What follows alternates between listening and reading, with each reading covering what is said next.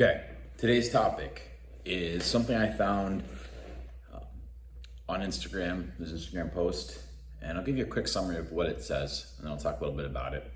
But the picture says you don't need to get stronger, and then the caption to summarize, basically, if your goal is health and GPP, there's a point of diminishing returns, and then if you can do the workouts or most workouts with a prescribed weight and hit the stimulus, then you're strong enough.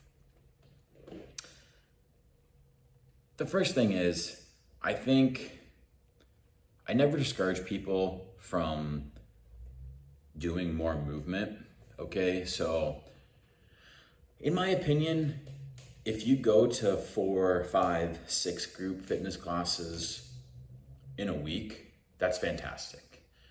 But I always encourage people to do more movement than that. And usually I would say it's in a form of lower intensity, and it could be something just like a walk. But if the person chooses to do a little extra weightlifting, I'm not gonna say or discourage them. Same thing with the cardio. If they wanna do a little extra cardio, like go to a spin class, whatever it may be, I'm not even gonna discourage them. The only time I would have a conversation with them is if I thought it was having a direct impact on them reaching their goals. So, for example, someone says, I'm training for a marathon, and they're starting to feel beat up, but they're doing 2 or 3 extra strength sessions a week, okay? Hey, like if your goal is a marathon, maybe we should modify or cut out some of this strength, right? Something like that. Same thing in the opposite direction. Hey, their goal is a weightlifting meet and they want to hit this weight, but they're doing 5 extra runs a week, right? The second is, I always encourage people to do things that they find are fun in the gym. So you're exposed to a lot of different movements, whether it be cardio, gymnastics, weightlifting, the powerlifting. And if you find something that you enjoy and it's going to keep you coming back, you should be doing that more often. And that doesn't mean that you skip out on things that are important or are your weaknesses, but why not do things you enjoy? Because at the end of the day, results are all about consistency. And if you aren't consistent, you're not going to get results. So if doing that extra strength session or extra lift after class keeps you coming back, then be my guest.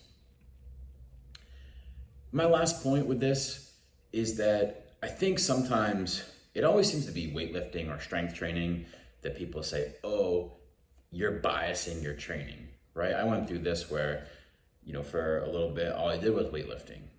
And because that was what my goals revolved around. And although I could have done some extra cardio at the time, which looking back on it, it wouldn't have been metabolic conditioning workouts, it would have been more of zone 2 work on the bike or the rower or the bike erg. But why does it always weightlifting, okay? Couldn't you argue the same exact thing for cardio? You do 5 or 6 metcons a week, or you're doing extra rowing. What's the point of the point where you get diminishing returns?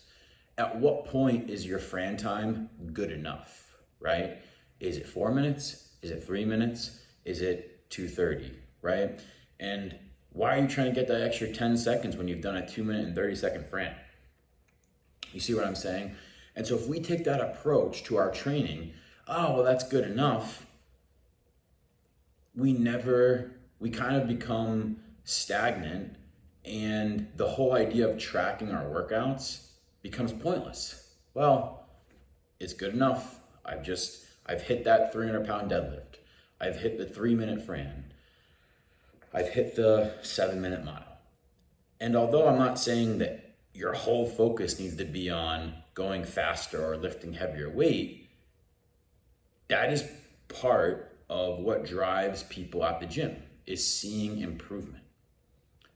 And maybe it's because with weightlifting, it's very easy to see your improvement, especially early on, where, wow, I lifted 200 pounds, last time I lifted 195 pounds, right? Very clear. And sometimes it can be a little while before you see improvements in some of those benchmark workouts like Fran, especially as you get closer to those top times. And it becomes a little bit more skill dependent. But I never discourage people from doing more work. And in my opinion, strength is never a weakness.